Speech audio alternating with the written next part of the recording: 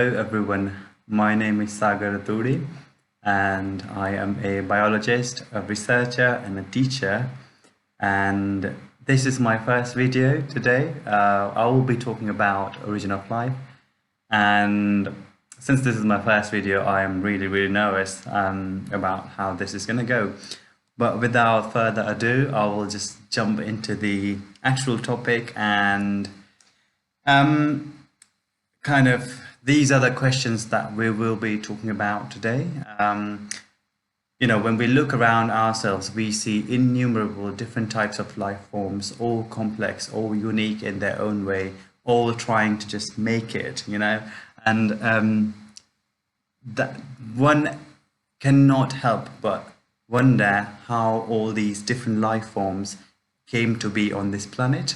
Now, there's different theories. There's some people believe that life as we know it today did not originate on this planet itself, but it came from somewhere else, and it was carried onto this planet on a meteorite or something like that.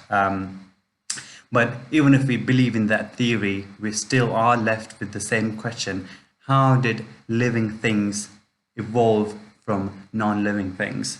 How did this life-like feature, how did it get infused into these dead molecules that make the rest of the universe, and how did it kind of breathe that soul into it? There's different theories. There's about the origin of life itself. Some people believe that, especially in different religions, people believe that there is a superior being that has given kind of birth to life, and that has created the universe and has kind of created different life forms. And to counter that, in the scientific world, there is a analogy called the watchmaker's analogy, and basically the story goes a bit like this. If you look at a watch, it's a relatively simpler design. I mean, it's quite sophisticated on its own, but compared to living things, it's a simpler design. And this thing has been designed by something that is much more complex compared to itself. So the watchmaker, the human being that has made it, is much more complex in terms of its function, in terms of its structure, its makeup. So you see that there's the object, there's the thing that's been made, and there's the maker, and the maker is much more complex compared to that. So if we have a creator, if there's someone who's created us, that means that this creator will be far more complex compared to us. And if that creator has its own creator, then that creator's creator will be much more complicated, much more complex. So this problem never stops, right? This complexity keeps increasing, and that we fall into this kind of never-ending loop. So a better way to go around that will be to believe that complex things come from simpler things and not the other way around. And in that way, we are left with less riddling problems. I have some more questions that I am really interested in talking about, but today we will just basically be focusing on how life might have originated on this planet. So if you think about 5 billion years ago, when everything was just super hot, the Earth had just formed and everything was just boiling, there was only water, hydrogen, methane, and ammonia-like gases. There was not really so much oxygen. The environment was, in general, very reductive. So in that time, what events might have led to generation of life, and to the point where we see these really complex life forms today. Anyway, so I'd like to take a step back, and I would like to talk about this set of experiments by Louis Pasteur, where he proved that at least in today's settings, non-living things cannot give rise to living things. So a living cell has to and must, and it does, come from a parent cell, which is much like itself. So it's kind of a cloning process.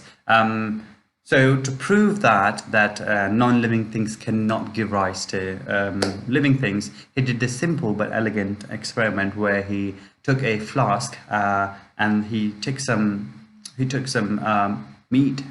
What do you call it? Meat soup in it, and he boiled it to the point where he killed all the microorganisms or any potential eggs or spores in it. And then he bent the neck of this flask, as you can see in the slide. And this bending was to prevent air or dust particles from entering the flask. So, and then he left the flask for days and weeks to come. And then he saw that after a couple of weeks, he saw that there was no growth, there was no life form in the flask. Nothing like any microorganisms, no bacteria, no worms, no no bugs had grown inside it. But if you break this very flask, if you break the neck of it so that the air can now get in there, dust particles and little spores and little bacteria can get in now, and then you see that after a couple of days or a couple of weeks, you see this sort of like bacterial growth in it. So this simple experiment proved that at least in today's conditions, the kind of environmental conditions that are provided today, living things cannot come from non-living things. Well, now we are left with there was, I think, now the question is, well, if it doesn't happen, then how did it happen back in those days, about 4 billion years ago? How did life evolve, originate from these non-living things?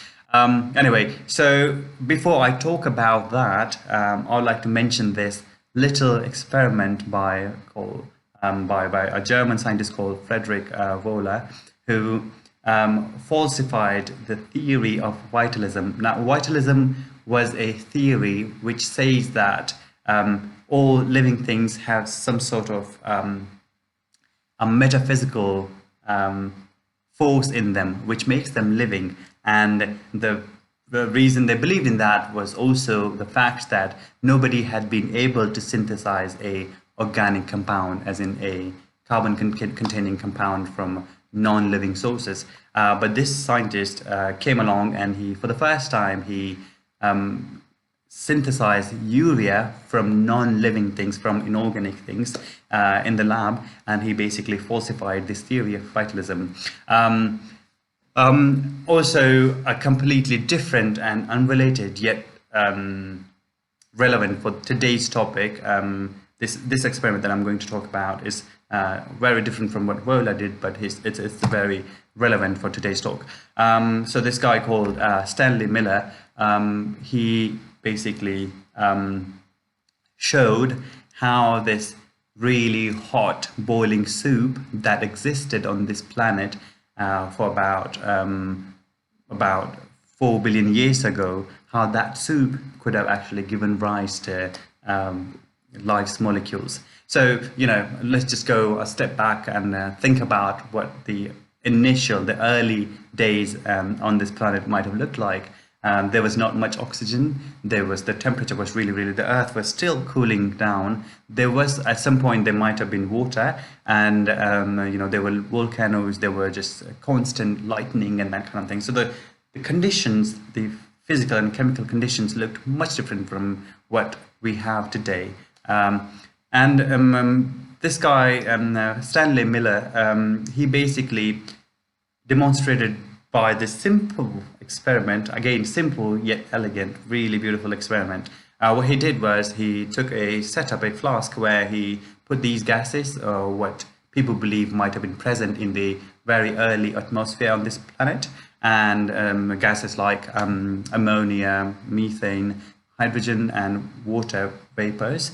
And he took them together, mixed them together in a flask, and he constantly heated this thing up. Okay, and he also had some electric sparks going on in the flask. So there was energy in two forms. There was the thermal energy, and then there was this electric energy. So he tried to recreate the early atmosphere of this planet, and he saw that after a couple of weeks, he could see some simple amino acids in the solution here as a product. Amino acids, if you don't know, they are the building units of proteins, and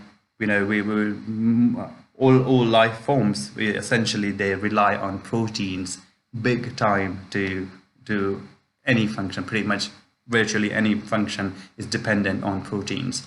So basically Miller could show that these building units of life could actually have come from these simpler gases in the early days of the early atmosphere of this planet. People have recreated this experiment to even bigger, with bigger success in terms of in the sense that they have managed to synthesize even more complex molecules, and for example molecules like carbohydrates, molecules like nucleotides, which are the building units of DNA and RNA. And this experiment is very well established experiment now. So that was kind of what people were doing about 40, 50, 60 years ago. So this was our understanding of the origin of life until 70 years ago. In the next video, I would like to talk to you about how much progress have we made since then. What are people doing these days to understand the origin of life? Until then, I'd like to suggest that you recreate Pasteur's experiment.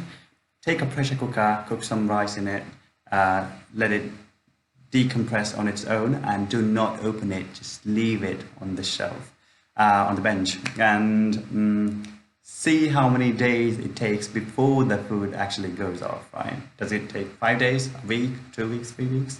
Well, we don't know. We will find out. Until then, thank you so much for listening to me, and I'll see you the next time.